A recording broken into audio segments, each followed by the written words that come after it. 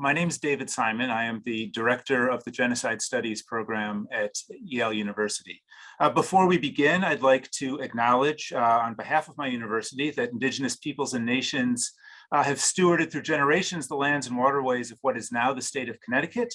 We honor and respect the enduring relationship that exists between these peoples and the nations, their nations, our nation, and this land.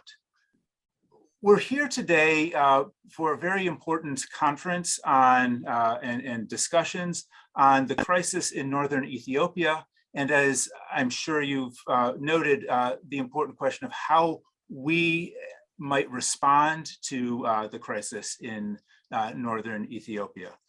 The goal of this event is to explore responses to this crisis. We've convened we're having two parts. We've convened, we're very lucky to have representation from the Senate Human Rights Caucus. And then we will have a conversation with myself and our moderator for the events throughout this afternoon, Nema Elbagir. Without further ado, because our time is limited and we're very lucky to have the presence of two members of the Senate Human Rights Caucus with us, I'm going to turn it over to Ms. Elbagir, and we will, and you'll hear more from me later in the program. Thank you. Thank you so much, David. My first order of business is to say, if you want to put forward a question, we're going to try and get at least one in to the senators. Please click on the Q&A function and I will be checking my phone to see what comes through to us. So with that, good evening from London. Ethiopia's civil conflict is now over a year old, an anniversary marked by a surge in fighting between an alliance of Tigrayan and Oromo fighters on one side, Prime Minister Abiy Ahmed, his Amhara and Eritrean allies on the other. Ethnically motivated arrests have surged in the very heart of the capital, Addis Ababa, where under state of emergency laws, high-vis jacket-wearing volunteers have been pointing out Tigrayans for detention by authorities in what the UN has called a mass arbitrary arrest. It is a dangerous and explosive situation, which is why it's an incredibly important moment to have this conversation. Senator Chris Coons is the member for Delaware and a Yale graduate, so on home turf. He and Senator Thom Tillis, the US Senator for North Carolina, co-chair the Senate Human Rights Caucus, which Senator Coons co-founded. Earlier this year, they together led the push to establish a much needed Human Rights Commission in the US Senate. So I think a great place to start, senators, and thank you so much for giving us some of your very difficult to get hold of time.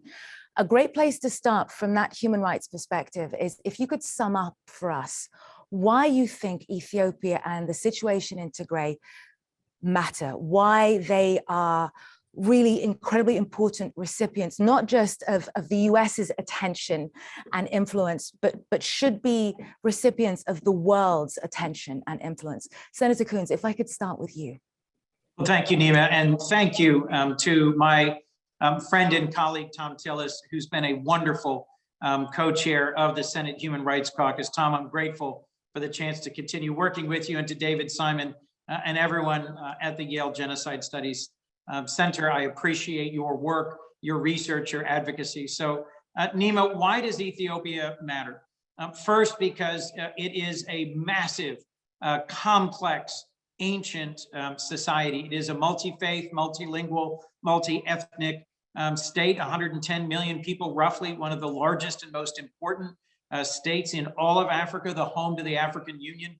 And frankly, in no small part because Prime Minister Abiy was a recent recipient of the Nobel Peace Prize. There were so many reasons to be hopeful about the trajectory of Ethiopia just a few years ago.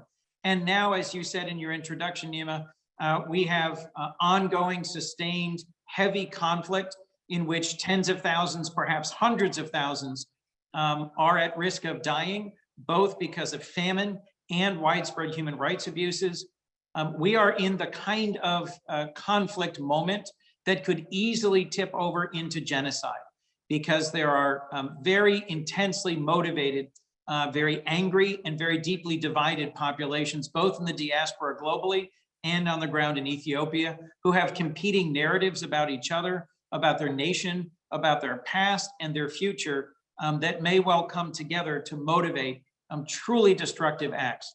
A recent report of the Human Rights Commission, both Ethiopian and UN, documents that there have been gross crimes against humanity committed by all parties, by the Eritreans, by Amhara militia, by the Ethiopian Defense Forces, by the TPLF and other Tigrayan fighters. There's a wide range of human rights abuses that have been recently committed. So it matters to all of us, not just because of our concern, our fellow feeling for humans who are undergoing such difficult and stressful situations, but because this really could become a modern genocide. Just before I hand over to Senator Tillis, I noticed you said could tip over into genocide. We, of course, are still awaiting the US State Department's finding. When I say awaiting, it's been since June that we have been promised by the US State Department that they would issue a designation on whether or not this is genocide. Have you been pushing for this? There is a school of thought that it may complicate things further, complicate the role of the US as a mediator and negotiator. I guess the question is, why is it taking so long? And what are you doing to try and make sure that the US is seen as a moral leader in this instance? Well, I'm going to let Senator Tillis speak too. I'll just briefly say, Nima, I continue to press both by introducing bipartisan legislation with Senator Tillis and led by Senators Menendez and Risch, the chair and ranking of our Senate Foreign Relations Committee, and by encouraging and supporting President Biden in taking decisive action through executive orders. I think it's important to maintain some possibility of space for negotiation for a ceasefire. And my strong hunch is that the tension between calling out, naming, sanctioning, and taking decisive action against abuses, violations of human rights, stands in some tension with holding out some hope that a special envoy or a conversation or an engagement might yet lead Prime Minister Abe to step back from the abyss. Thank you, Senator. Senator Tillis, when you go home, I guess it's the same question. How do you explain to your constituents why Ethiopia is such a worthy use of your time representing them in DC? Well, I first start by saying the hope that we had back in 2019 when the Prime Minister got the Nobel Peace Prize. He squandered any opportunity for peace talks. He's divided the country and its population. He then went on and embarked on a military operation that's brought the Ethiopian people to their knees. And I think this is what resonates most with the general population. They may not be able to understand the differences that are being worked out with the various factions, but they can understand in a nation of more than 110 million people with a military operation has destroyed a lot of economic activity, that there are millions of people who are without food and without potable water. There are thousands of people who have died. There are thousands of women and young girls who have been raped, and men and women who have been tortured. So you try to humanize it. If you only talk about the top level military conflict, I don't think that the people understand, that most people would understand something that they would immediately embrace as something we should all be concerned with. And it's the horrible situation, the casualties of, I think, misguided policies and stepping back in progress in Ethiopia rest on the Prime Minister, and they need to change course, and they recognize that millions of lives hang in the balance. That resonates with people when I talk about it back in North Carolina. How much of this also, if we take a step backward into realpolitik, how much of this also is about returning to a place of American moral global leadership? Senator Tillis. Well, I think there are probably several countries where we need to take a look at that. Senator Coons and I should have started by thanking Senator Coons. It's great working with him, and I appreciate him inviting me to co-chair the caucus. But I think America's influence is waning in certain parts of the world where there are clearly documented human rights abuses, civil rights abuses. Let's go to China. Let's go to Turkey. Let's go to other nations in Africa. I think this is a time where we should redouble our efforts and set a very high standard, the standard of the Western world, and begin to use every device that we have, every diplomatic and economic device that we have. I think that we should immediately put pressure on the Prime Minister to allow NGOs and other relief organizations to come into the country and provide relief, because unfortunately, his decisions have made it virtually impossible for Ethiopia to do it on their own. So I think we just start, at first we have a crisis. So we start by just the things that we can do to ease the pain of millions of Ethiopians. And then we need to systematically continue to apply pressure until we see measurable progress, talks of peace, and getting back Ethiopia to some steps towards normalcy. I think it'll take some time before we ultimately get there, but we've got to stop taking steps in the wrong direction. Well, you make a very good point, Senator Tillis, and I'd like to ask Senator Coons about this. That point about sanctioning the Prime Minister, what has been notable is that the US has sanctioned high-level Eritrean officials, including the head of the Eritrean army. There have been no sanctions to date on high-level Ethiopian officials. And I can see your point about that tension between calling out atrocities and leaving space for the walk towards peace. But you were there in March. You expressed your disappointment publicly in Prime Minister Abe in April. We are now moving towards the end of November.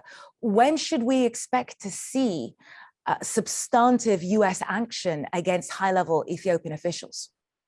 Well, Nima, my engagement with Prime Minister Abe goes back actually just over a year. I called him and spoke with him directly right before he launched the military offensive in Tigray in response to provocative acts by the TPLF. To be fair, the initial attacks came from the TPLF onto federal military facilities, and he was preparing for what his generals had told him would be a brief police action, just a matter of a few weeks. And I reminded him that in much of my own country's history and other countries' history, there are examples, whether August of 1914, in the beginning of the First World War, or in the fall of 1861, in the beginning of the United States-American Civil War, generals on both sides said those conflicts would last just a few weeks, that they would be quick, they would be easy, and there would be a decisive victory. And instead, they dragged on for years and cost millions of lives and caused widespread destruction. I urged the Prime Minister to step back from conflict and to take the path of compromise. He, of course, rejected that advice. I traveled, as you referenced earlier this year, as a personal representative of President Biden to hand deliver a letter from President Biden to the Prime Minister. We met for 5 hours over 2 days. He is a very charismatic and engaging person. I heard him out. I listened to his perspective. I gave him my perspective. We went back and forth a great deal. And ultimately, he made a number of pledges and initially kept some of them. He traveled to Eritrea and asked for Eritrean troops to be removed. He allowed initially some access for humanitarian organizations to Tigray and allowed a human rights investigation to proceed. But not very long thereafter, I think it was in April, began reversing or failing to take any further steps on those actions. And now, as you put it, Nima, here we are in November. A group of us, a bipartisan group of us in the Senate, are co-sponsoring legislation that would take even tougher, even stronger steps. I do not speak for the administration, but my strong hunch is that they are hesitating to impose personal sanctions on Prime Minister Abe simply because they are still hoping that there might yet be a window for compromise. My friend, the president of Kenya, Uhuru Kenyatta, just visited with Prime Minister Abe, I think it was yesterday, in what is one of a series of high-level efforts by heads of state, by former Nobel Prize winners, by internationally renowned leaders, both African and from other parts of the world. We are trying and trying to see if we can persuade both sides to put down their arms and negotiate before this becomes another Yugoslavia, a federal republic that becomes bitterly and brokenly divided along ethnic lines. Do you agree, though, that, I know you both know this, so just for those watching, as a reminder, 400,000 people in Tigray are in famine. 2 million more are on the brink of famine, but given what little data we have because of the Ethiopian government's intentional suppression of the data around malnutrition, probably those numbers are incredibly conservative. We could already have reached over 1 million people in famine. I think what I'm struggling with, and a lot of people who get in touch with us in the aftermath of our pieces are struggling with, is that at what point does the global community acknowledge that that it is failing to the current methodology being used is failing, that people are going to bed hungry and often not waking up? That's a very difficult thing to have to reckon with, but at what point does the US administration and Congress decide that this just isn't working? What we're trying to do now isn't working?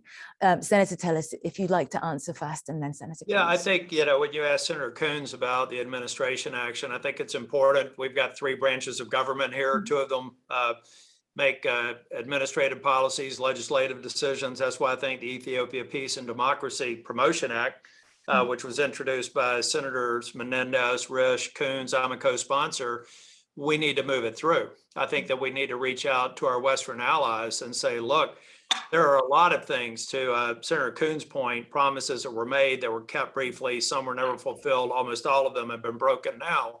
Let's get back on track for making positive progress. But we have an immediate crisis where people are dying every day. And that requires world pressure to get into Ethiopia and provide some relief. We're not going to save them all. Sadly, many are going to die, but we can save so many if we can just get the right kinds of concessions to get in there and safely deliver them food and water while we try to fix the bigger problem. The bigger problem, or the longer term problem, I should say. But the big problem is the death and genocide that's occurring inside Ethiopia right now. And I think we should use every device, including actions by Congress, to make progress quickly. So potentially we could see Congress as a co-equal branch of government stepping out ahead of the administration. Is that what you're saying, Senator Tillis? Well, we always like to think that Congress is a co-equal branch. But what I think we're doing too is giving the administration also the very clear indication that we back efforts to improve the situation. And we're sending a very clear message to parliaments across the world that we feel that they should do the same. So I think when we speak with one voice on issues like this, it has an impact around the world, and most importantly, could have a positive impact in Ethiopia. I have to apologize. I have been abusing moderator privileges. So Senator Coons, I am going to put to you a question from the actual audience and not me. This is an excellent one from Bezu Gebru.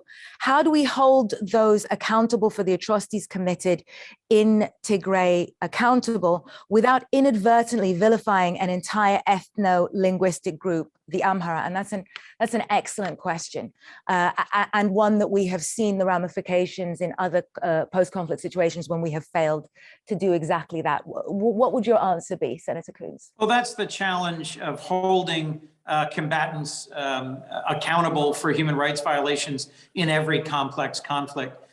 We have an opportunity here to reinforce international norms, human rights standards, rule of law by holding accountable those units and commanders, those militia, and those operators, whether Eritrean, Amhara, Tigrayan, ENDF, for documented and demonstrated gross human rights violations.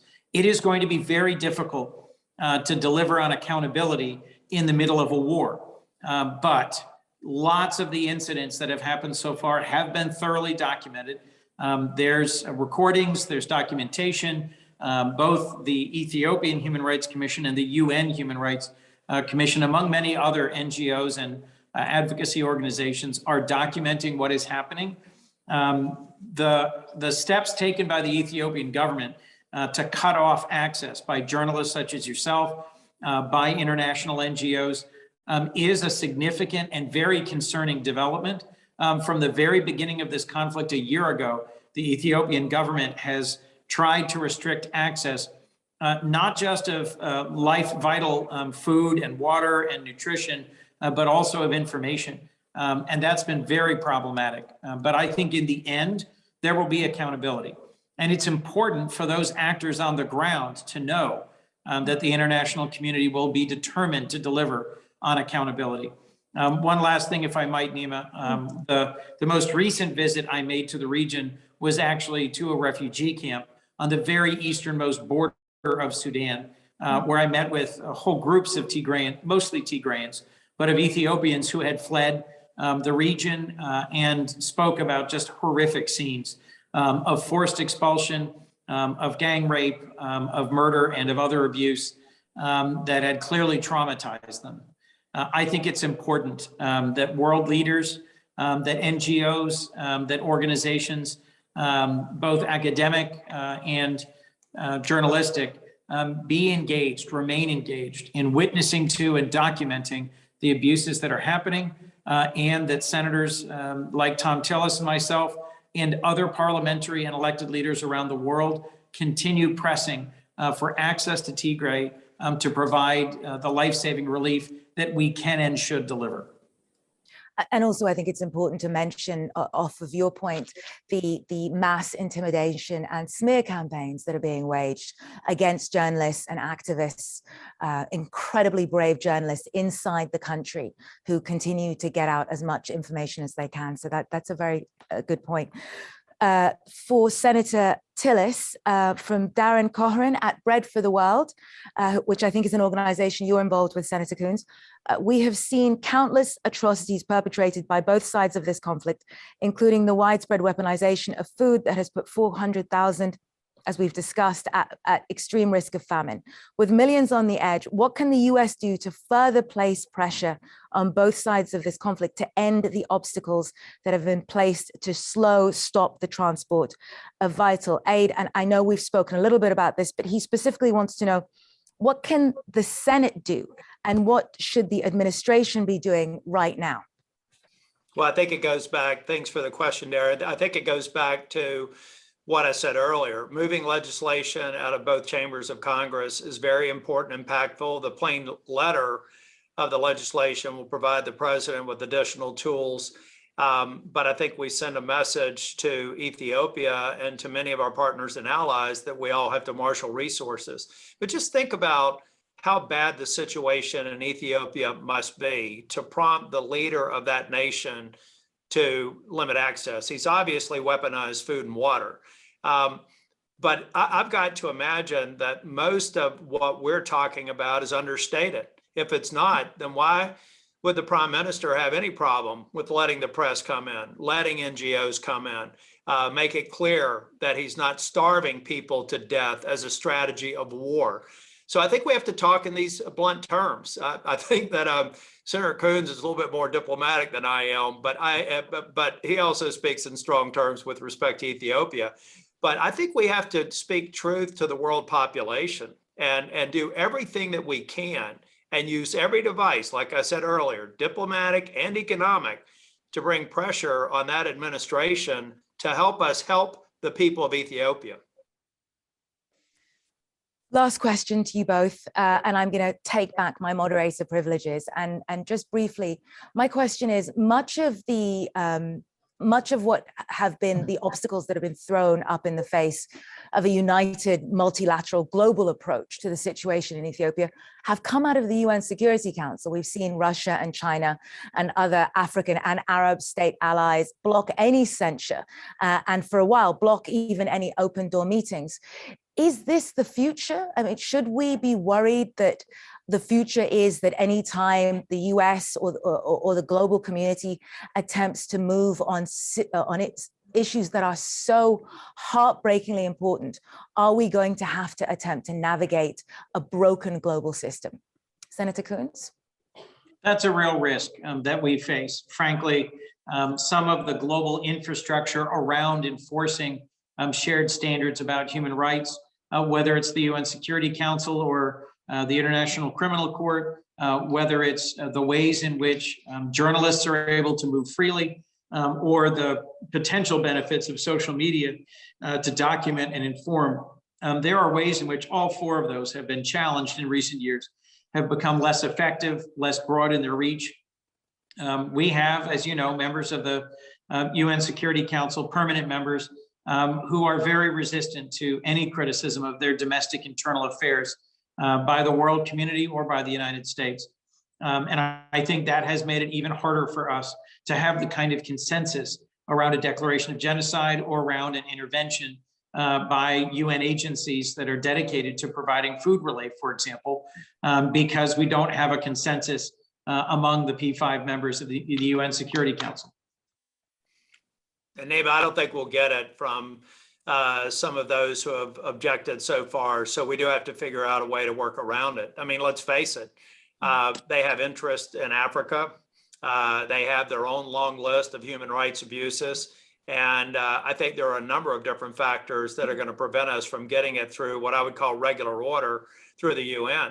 So now what we have to do is figure out how to do it in spite of them. And we have to do it in spite of them because lives are hanging in the balance. Unfortunately, what President Bush found on Darfur when it was that he had to issue a domestic genocide designation to be able to circumnavigate. So it feels like the US, unfortunately, is going to have to come to a path of making some hard decisions, or at least the US administration. I am so grateful to you both. Thank you so much to Senator Coons and Senator Tillis. Both of you have been so generous with your time. We are incredibly grateful to you both. Thank you, Nima. Thank you, David. And thank you again, Tom. It is an honor to have some very small role to play here in the US Senate in fighting for and advocating for human rights. But those who are watching, those who participate, those who are advocates, I'd urge you to stay engaged, to keep your voice strong, and to be effective advocates for a global standard to which we will hold countries of all kinds, the United States, Ethiopia, and many others, for how we treat our citizens and for how we conduct ourselves in the world. Yeah, and Nima and David, thank you. David, thank you for your work on behalf of Yale. And thanks to all the people who are watching this, because you too can play a very important role in really increasing the awareness of what's going on there and the need to act immediately. So thank you all for hosting this event. Hopefully at some point in the future, we'll be in the same room together, but God bless you and thank you so much for your work. Thank you both so much. Now, in part due to what appears to have been a concerted campaign to intimidate potential participants in this event, the second part of the event will now feature a conversation between myself and David Simon. David? Yes, thank you very much, Nima. And excuse me. At this, let me just begin by describing a little bit what you're referring to. We've been planning this event for over 6 months as we watched the tragedy in Ethiopia unfold and as it's taken several turns over the course of that time. We were anxious to have a widely representative group discussing this and to have actually multiple roundtables or panels discussing different issues. What we found as the date got closer was that first on our effort to have representation outside of the U.S. and Europe was that that potential participants either were strongly supportive of one side or the other, were in sort of slightly crass terms partisan. And we didn't want that. We didn't want to have a partisan argument between one side and the other over their different perspectives. We know that those two sides have different perspectives, and it's minimally interesting to have those aired. But we also know that there's a large group of people in the middle who are not partisans of the government, who are not TPLF partisans, who were who see the state of violence in their country, view it with chagrin and fear and a sense of foreboding, and that those were people that we wanted to hear from. Unfortunately, those that we approached to appear in this event felt that their own security, their own safety would be potentially jeopardized by doing so. And in a decision that we could only respect, they declined our invitations. We regret that. We wish that they could be on there, but we also have to acknowledge the circumstances why that came about. And if I could add to that, there's also, obviously, we had plans for, excuse me, non-Ethiopians to appear in the panel. But here too as well, there appears to have been a campaign of some sort of, we might call it intimidation, but a targeted email and social media campaign to try to get people not to participate in this conference. And I think we can circle back in the course of our discussion to why that might be the case, and in particularly why that is so worrying. But I'll just conclude by saying, for now, by saying that it's really unfortunate, and it prevents us from having a richer discussion about these really important issues than we're able to have. But fortunately, it also allows us to leverage and gain from your expertise. So I think what would be great is if I could do the honors and introduce you a little bit more fully to those who don't know who you are and your incredibly deep breadth of expertise. So David J. Simon is a lecturer in the Department of Political Science at Yale University, as well as the director of Yale's Genocide Studies Program, which is hosting us today, and the director of the program's Rwanda Genocide Project. David has served as a consultant for the United Nations Office of the Special Assistant to Prevent Genocide since 2010. So I guess, David, given what we were just discussing with the senators, what really interests me is the aspects of your work that address international efforts to prevent atrocities, where they have failed, what they could do better. But I realized, speaking to some colleagues about today, that actually we should probably start even earlier than that. We should start at the very beginning, because a lot of people are confused by the distinction. What makes a genocide? What makes a war crime? And what makes a crime against humanity? So maybe if you could start us there. What is the difference between these terms? Thank you, Nema. Those are very important questions, and I think they're quite appropriate to begin with here, because I know there's been a lot of concern about the use of the term genocide in connection with the events that have unfolded in Ethiopia. It reminds me, my consulting work with the UN Office of the Special Advisor to Prevent Genocide, which has stopped, it hasn't continued to this day. But when I did that, we had difficulty approaching, we had our mission was to educate populations and state officials and civil society members about risks of genocide, but many countries did not want us in there, or did not want the office to be represented in there, or to set foot in their country, in their territory, because of the stigma associated with the word. So obviously, it's a word that's not going to lose its stigma. It's a very powerful word, but it is helpful to maybe demystify it a little bit and talk about what it actually means.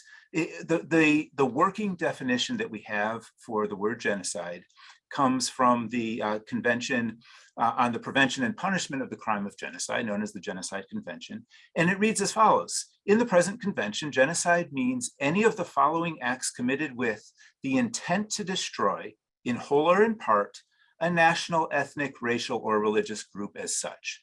And the following acts include killing members of a group, causing serious bodily or mental harm to members of a group, deliberately inflicting on the group conditions of life calculated to bring about its physical destruction in whole or in part, imposing measures intended to prevent births within the group, or forcibly transferring children of the group to another group.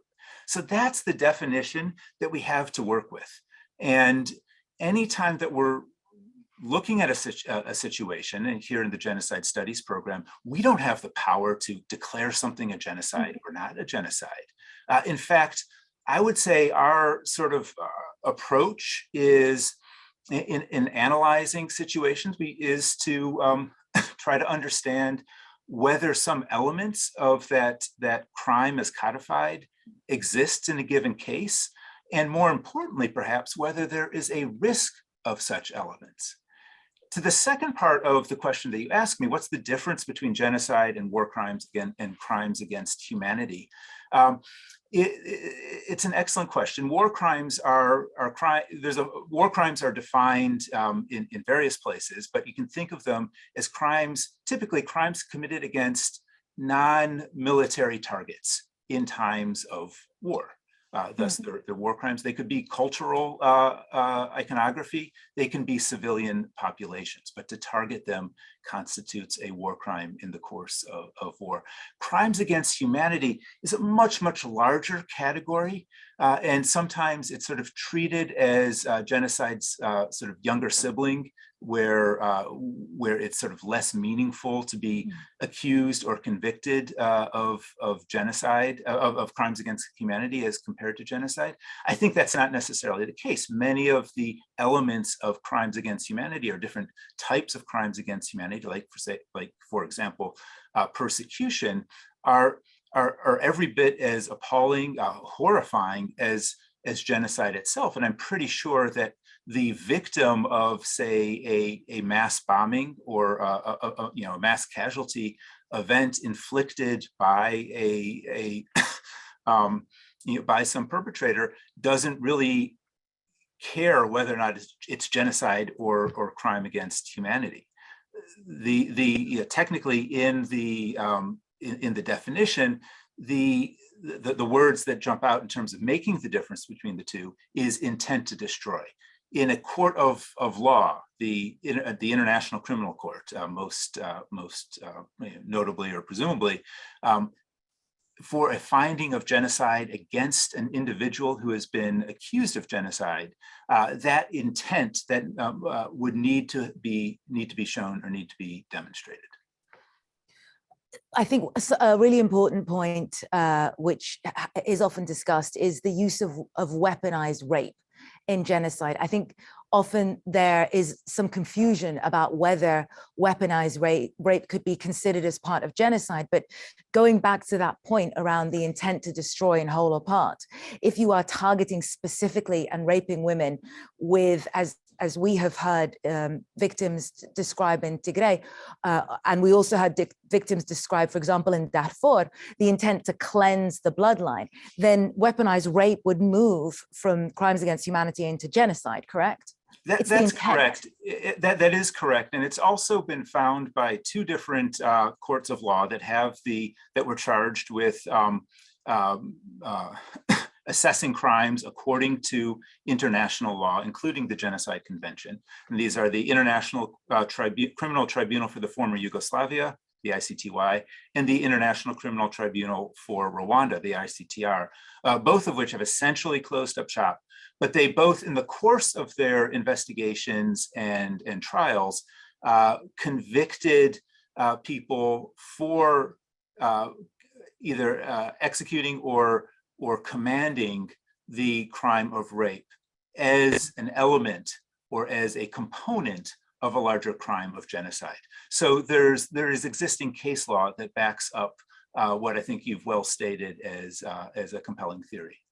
So given your experience looking into other genocides, it's an extraordinary, but I imagine very difficult academic sphere. My question is there a sense that what we're seeing in Ethiopia, is there anything that you have previously seen in other contexts like Rwanda or Yugoslavia that is analogous?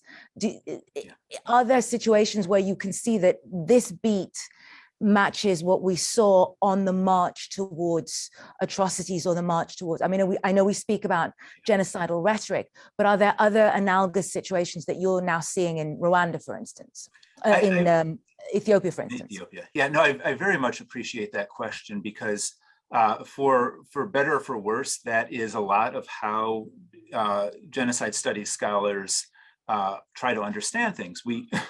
In trying to understand whether a genocide is occurring, we think of genocide as a process, not an event.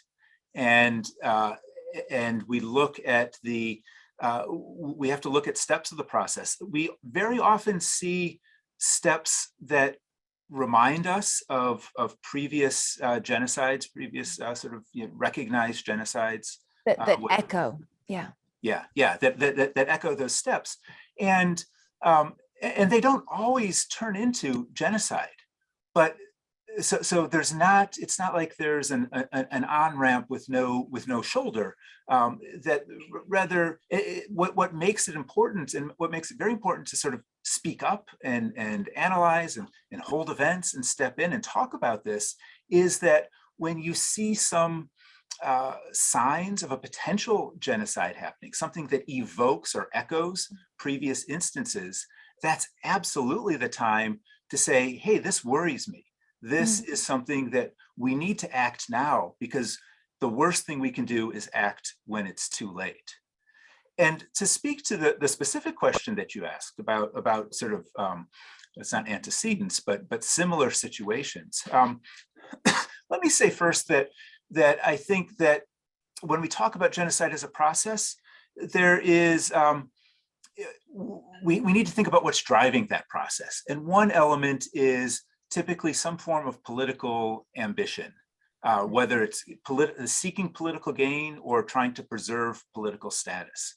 A second element is the erosion of moderation, the erosion of a group in the middle that can say, we reject that extremism. We reject approaches that target communities within our larger civic public. When you have a combination like that, along with more specific indicators like the weaponization of identity, the spread of armed groups, the arming of citizens, that sort of combination has been at the heart of the process that has culminated in genocide in many earlier examples. So you mentioned Rwanda, and I by no means want to make a parallel that says what's happening in Ethiopia is equivalent to Rwanda and we should treat it as such. What I do think is worth examining is how the run-up to genocide, the events that led to genocide in Rwanda, are being echoed in worrying ways, not irrevocable or completely intractable ways, I hope, but in frightening ways by what's going on in Ethiopia. And all of those things that I mentioned before, all of those procedural elements, the sort of winner-take-all need for power, the loss of space for moderation that we've already talked about at the top of this segment of the panel, and the spread of arms, the arming of citizens, and the weaponization of identity. All those elements are there, and they're all in a frightening way. From a genocide studies standpoint, from someone who's motivated by a desire to prevent genocides, I think reacting to those and quickly is of the utmost importance. Well, I mean, some of those echoes are pretty distinct. They're very clear cut. I mean, for instance, the volunteer vigilante groups pointing out individuals of Tigrayan identity for them to be picked up by the police. We saw that in Rwanda as well. Right, with Tutsi identity in particular. Now, one big difference between Rwanda and Ethiopia that's worth bearing in mind and complicates matters in Ethiopia is that in Rwanda, Hutus and Tutsis were generally integrated, living in the same areas throughout the country. Now, I know in Addis that there is quite a bit of integration of, say, Amhara and Tigrayan populations, but also in the respective provinces, there is a greater concentration of Tigrayans in Tigray and Amharans in Amhara. There is, in that standpoint, a risk of in the Ethiopian context, where you have concentrations of populations, and this now echoes Yugoslavia, perhaps, as it broke up, a kind of mutual targeting where minorities within an area, and that could be people from a majority group nationally in a minority province, who are minorities within that province, they are also at risk of what may be, the word genocide may apply. So that sort of, and in fact, one thing that we have seen is sort of a tit for tat approach to rhetoric and allegations and violence against civilians, where Tigrayans in Amhara have been targeted, and then Amharans in Tigray have been targeted, and of course, that is I spoke earlier of the weaponization of identity. That's a fairly, unfortunately, advanced version of that weaponization that's quite worrisome. How does social media further complicate this? Because ethnically motivated wars are always information wars, Yes. predating social media. As you described so eloquently, it is the competing narratives between this sense that these minorities cannot, or these groupings cannot coexist without there being an existential cost for either side. So I'm wondering, this will be the first of these ethnic conflicts that we're seeing play out in a social media fluent world. And you spoke a little bit about the perceived targeting and the perceived intimidation for the panelists who are due to attend today's event. How much do you think social media is exacerbating this reality? Yeah, I can't speak to the experience of the would have been panelists whose presence we miss here, but I do know that you're absolutely right. I think you've pinpointed one of the concerns of the dynamics, the trajectories of mass violence in today's world. That social media can polarize societies, and in particular, it can do so on identity-based grounds, ethnic grounds, religious grounds, in different areas. The violence in the persecution of the Rohingya in Myanmar, social media played a very large portion there, resulting in what is arguably constituted genocide against that group. The way it typically works is that social media enables people to tweet or post accusatory content, hate speech, content that castigates or otherwise blames another group for either a specific event or generically for the ills in society. Many social media platforms then use algorithms to essentially to favor, knowing that those types of messages are incendiary, but likely to go viral and likely high engagement. Yeah, exactly. They incentivize engagement, and the people who are better at the more incendiary posts are going to get more engagement. And somewhere down the line, that means people who didn't choose, who didn't seek out this type of polarization and extremism are going to find it coming to them. And in that situation, then what doesn't work in social media are moderate voices. People say appeals for calm, appeals for unity. For whatever reason, they very rarely can catch that sort of virality that more extreme messages do. And that's a recipe for polarization, like we've seen in Ethiopia, I'm afraid, and we may be seeing in many situations throughout the world. Well, I was going to say, as you were describing that, it sounded like the radicalization of the January 6th insurrectionists, or the radicalization of some of the more virulent anti-vaxxers here in the UK or in Europe, or pro-Brexiteers. I mean, it sounds like a lot of the dynamics that we would associate with inter-ethnic, intercommunal violence are playing out in the US and in Europe as well.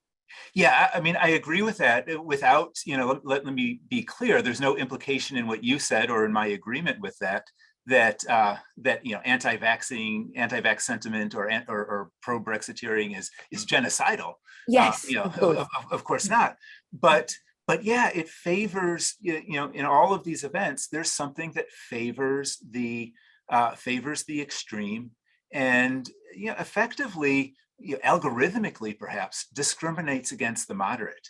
And my shtick, as it were, when I was my take-home point when I participated in these UN workshops in the past decade was that really the key sort of preventative tool, the best prevention against genocide, as far as I can tell empirically, globally, is a robust, empowered, moderate middle that rejects extremist appeals. And unfortunately, social media works in the exact opposite direction. Doesn't mean it causes genocide everywhere, but the dynamics can play right into the hands of those that do seek to mobilize sort of genocidal turns.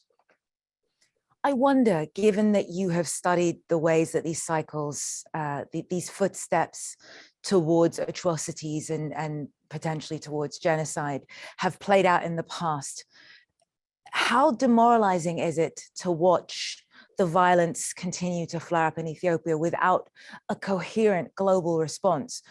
Ethiopia has, for the last 5 years or so, been on the Holocaust Memorial Museum's watch list in terms of concerns around intercommunal violence. It has, Senator Coons just mentioned that as early as the end of last year, that when we saw him publicly speak with Prime Minister Abe, that was months after he first started engaging on this. And yet here we still are. Does it feel like the global community fails to learn the lessons of each subsequent atrocity and each subsequent genocide? Unfortunately, I think that's an accurate take. I would say to some extent, thinking of the lessons of the genocide against the Tutsi in Rwanda in particular, that there were some valuable lessons learned, and including by the genocide scholar community and the genocide, we'll call it the watchdog community, the USHMM, whom you mentioned, other civil society organizations said, hey, we've got to pay a lot more attention to what's going on in the world so that we can detect situations early, we can detect risks, and we can try to prevent risks from risky situations from spiraling out of control. What hasn't really changed is the international global order that, if you will, permits these things to happen. This was something that Senator Tillis brought up in his one of his later comments in the conversation earlier. And he was referring to the Security Council, where for the UN, the whole UN to do something in terms of whether it's sanctions or, heaven forbid, an intervention, or sending peacekeepers, authorizing a peacekeeping force, ideally with the consent of the parties involved, but sometimes without the consent. All of that to happen requires a Security Council resolution. And a Security Council resolution requires a consensus among the 5 countries that have the ability to veto, the permanent ability to veto any resolution that comes across their table. And those 5, of course, are the United States, France, United Kingdom, China, and Russia. What we've been seeing in many situations over the last 2 decades is that there's always at least, even with a renewed commitment on paper, in speeches by the Secretaries General of the United Nations over time, to embrace a responsibility to protect vulnerable populations. Even with all of that, it comes down to some robust action. If robust action is required, comes down to the assent of the Security Council, and that has been virtually impossible to obtain, at least in the past 10 years, on these issues. Yeah, absolutely. I think it's quite telling when we talk about the echoes of atrocities and genocides past, that the UN Security Council also blocked a genocide resolution on Rwanda, and it was France that time. We have different actors now, but the kind of the global equilibrium remains the same. That there are always actors acting in their own interest or in the interest of their perceived allies. I just have time for one question. This has been such a fascinating conversation. So forgive me if I've indulged myself with regards No, to I really asking. appreciate it. I guess sometimes when you look at the past, it can allow you to see a path forward. And I'm not asking you to say what you would do if you woke up and became world king, but in an ideal world, what do you think could be the one thing that could help stop this march towards mass atrocity? It would have to start with an agreement of the militarized forces in Ethiopia. That includes the army of the government of Ethiopia, and it especially includes the TPLF, to at least to lay down their weapons in the current campaign, to stop fighting one another. As long as there's fighting going on, there's only going to be further polarization, further radicalization, and a greater risk of mass atrocity crimes, including genocide. But if there can be some movement to the negotiating table, if there can be talks, if it's encouraging to hear that President Kenyatta in Kenya is working to sponsor that. If IGAD, the Intergovernmental Authority on Development in the Horn of Africa, can successfully bring the sides together, if the African Union can do something along those lines, it absolutely has to start there.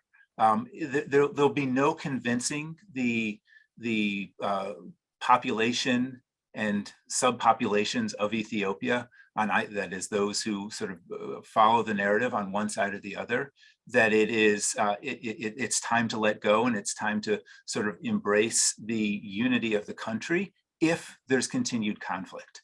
So that threat of war, which is in many times over the past 12 months been very active war and active violence and occupation of villages by both sides in different areas, that has to stop. And that is what might, I know it's a cliche, but give peace a chance in this particular situation. So going back to the conversation with Senator Coons and Senator Tillis, regarding the hard choices facing the US to get the Ethiopian government and the Tigrayan and allied forces to the table, your advice would be do the hard thing, do what it takes to get them to the table, because that's the only chance. I think that that's fair. Getting to the table is, there's a, in peace studies, there's 1,000 articles and books about how do you get people to the table, and they won't go there if they don't want to. But so you have to create incentives that make it desirable to be at the table, and those incentives can be positive inducements, or they can be negative on the other side, threats of sanctions and things like that. I believe that toolkit, that toolbox is certainly consideration of the use of those tools in that toolbox is entirely appropriate in this situation. So how they're used is how they're leveraged, how they can be made effective, how they might actually be able to reach out, or people might be able to reach out to this moderate middle within Ethiopia while it still exists. It's a very difficult question, and I won't pretend to know the answers there. But in a general sense, I do believe that that's the direction where the policy from the outside, from this question, as we've asked from the beginning about how do we from the outside, because we are all outsiders here in some respect, how do we respond to the crisis and the horrific scenes and episodes that have been unfolding? It's a question that I think that we have to search for answers, because choosing not to respond is that was one of the lessons that we hopefully did learn from Rwanda, that choosing not to respond or choosing to retreat, as was done in Rwanda, is a grave, grave mistake. Thank you so much, David. It has been a pleasure. Thank you so much for inviting me. And with that, I'm handing back the honors to you. Thank you so much, Nema, for agreeing to spend really a difficult hour with us, because these topics are not easy to discuss. Nothing is light about this, or is meant to be taken lightly. And even just as we mentioned before, discussing the idea of genocide is taken to be incendiary. And therefore, despite our intentions and goodwill and good faith to the contrary, is liable to be taken the wrong way. So so I appreciate your being willing to do that for longer than myself, longer than for our guests from the Senate Human Rights Caucus. I appreciate the grace with which you've moderated both events. So I thank you deeply. With that, that will conclude the event, the Responding to the Crisis in Northern Ethiopia event, sponsored by the Yale Genocide Studies Program, and with the U.S. Senate Human Rights Caucus serving as an honorary co-host. We hope that this discussion has been illuminating. We hope that it has helped you think about things, that it has inspired the people listening in and watching to think about ways that their country can make a positive change in this troubling situation. On that note, I thank you all for coming. I see that there are over 1,200 people in attendance. I hope this has been a meaningful experience, and I invite you to return to future Yale Genocide Studies Programs events. Thank you.